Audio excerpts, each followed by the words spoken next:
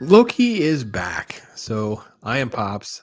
And yes, I rewatched season one. So before I get into my season two thoughts, I wanted to give you my thoughts on rewatching Loki season one. I have long said and long stated and stand by that it is the worst of the Disney Marvel shows because of the destruction to the character and the canon, not the quality of the show. Like She-Hulk, I think is significantly worse, but the show itself is awful from the get go. I mean, my notes on Loki episode one was like 10 things that I just could not stand about the episode. It wastes no time of us.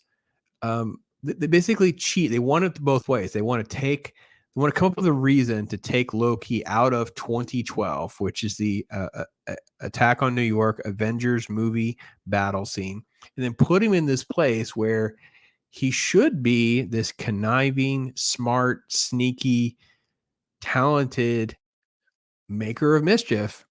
And instead, it's all about demeaning him, emasculating him, humiliating him. He's like a buffoon.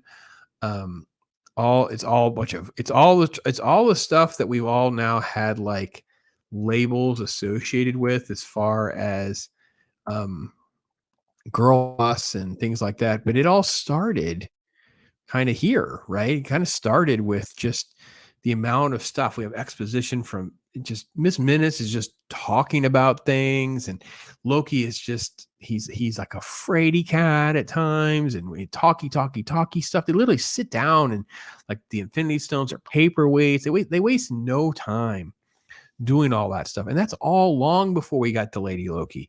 Once we get into Lady Loki, and it's just she is so abrasive and short and rude with everything, a know-it-all who self-taught herself magic and all that kind of stuff. And that episode 3, oh Lord, one of the worst episodes in all of television is the Lamentus episode, where I called it the Purple Planet episode. Basha K. Ali wrote it. She's the one that kind of helped orchestrate and was behind Ms. Marvel, and that's they end up on the purple planet and they end up stuck on the purple planet. And basically, it's about riding on our train. It's a lot of talking and walking to no avail, just because they could sneak in comments about him being a bisect. It's like it's so stupid and lame, because the way they get out of it in episode 4 is just conveniently the TVA figure out the right time to open the gates and save them at the last second. It's just everything is so contrived. Everything is it's just stupid. And then that's when they put him in the time loop where he's getting kicked in the groin repeatedly, because that says a lot about your main character, right? We want to see him get emasculated and kicked in the groin and all of that. Now, there's only 6 episodes, and episode 5 is the best episode.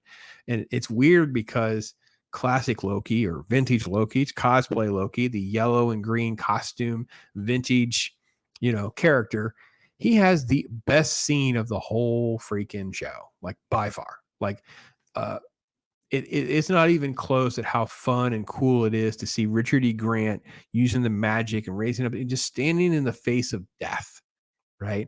Just doing all of this stuff. It's really really a great scene and sequence.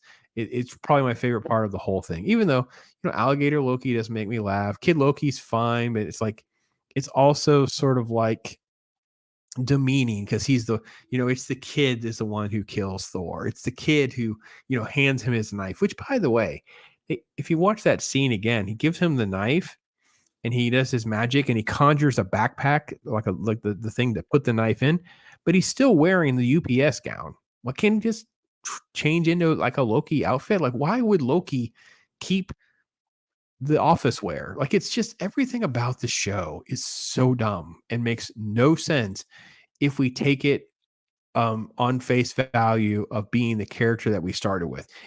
We're supposed to just believe that the Loki that was ready to pull the eye out of someone 5 minutes ago to win a battle and conquer New York is now the guy who will hear about his future and the death of his mom and Asgard and start crying, and he'll just be transformed into a completely different person.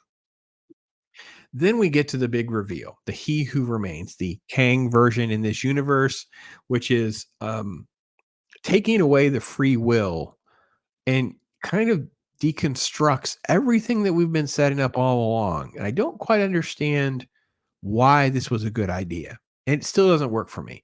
It creates a massive conflict with the concepts they've been building on and the concept of the multiverse. And of course, Sylvie, the Lady Loki, is exactly what she's always been. She's been a hothead. She has to murder. She has to do. It's just chaos. It's just dumb.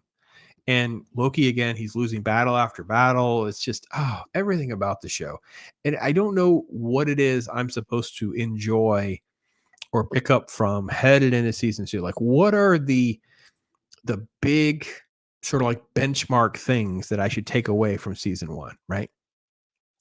Loki, who was this significant antagonist who grew into being sort of like an anti-hero who was like kind of good, kind of bad, become this, I don't know, milk toast, generic, metasexual guy wearing office clothes, allegedly got a mischief guy walking around telling everyone that this He Who Remains Kang guy is bad.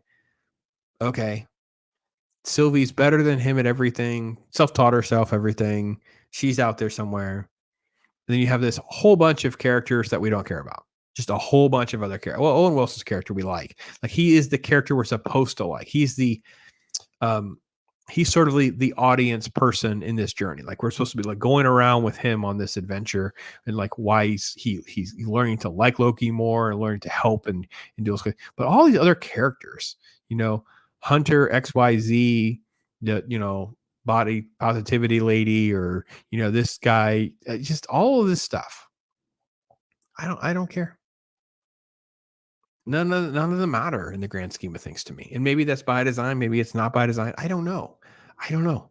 Um, I only watched it because we're doing season 2. It was awful. It was brutal. I have to be honest. I was hitting that plus 10 seconds because I know nothing happens. I literally know there are scenes where they're just walking. And it's just like walking. Oh, wait. Lady Loki's going to throw a tantrum and she's going to scream. Oh, Lady Loki's going to win the fight. Oh, it's like, so tedious, so bland and uninteresting. Kind of worse than it was before, because I feel like because I know how little of any of it matters. There's so little substance to anything of it. Yeah. So anyway, that's my take. Here we go. Let's get into season 2. Check out that video. I'll put a link in the description when it's up. Thanks for watching, everybody. Take care.